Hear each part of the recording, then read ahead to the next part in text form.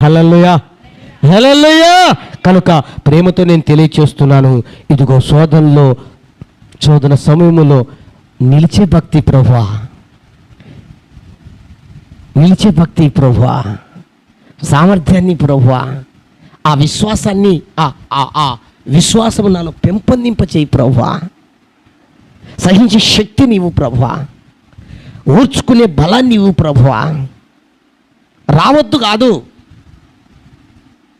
ఆ శక్తిని.